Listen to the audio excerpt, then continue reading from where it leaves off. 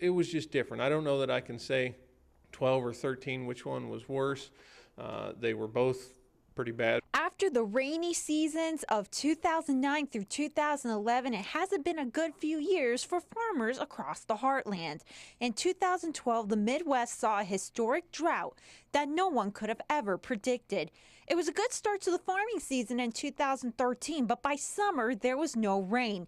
The impact of its damage to corn and soybean crops greatly affected both the farmers and the consumers. Everybody has to run on a profit. And if we don't make a profit, it's pretty hard to go the next year. So the last 2 years have been a little bit harder on us because we just haven't had as much crop to sell. Then came the winter of 2013-2014, which brought unusually dry and bitterly cold temperatures to northeast Missouri and southeast Iowa, which led many farmers to worry if spring was ever going to come. We see a lot of mud in March and the first part of April. We just didn't have that. The worst part about it is we didn't get that rain to replenish that subsoil moisture. We did wait for the ground to warm up. We like the temperature to be above 50 degrees for several hours every day to be able to sprout corn, and we were a little worried.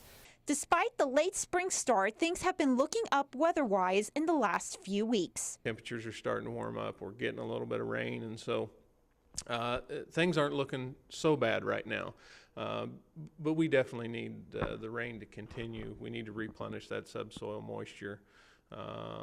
And it would be nice to get that rain to string out into June, July, and August. We're not too worried about water until late July and August. So as long as we get a few rains in the spring to keep the topsoil moist so we can get the crop up, we're usually pretty good. With the weather pattern looking to set up for this summer, farmers are crossing their fingers for a great season and not a three-peat. We don't get too worried. As we've said, farmers are the ultimate optimist. We have to have a short memory and turn it over the next year because we never know what the weather's going to bring us. It's either going to be good or it's going to be bad or whatever it is. Reporting from Kirksville, I'm meteorologist Vanessa Alonso, KTVO News.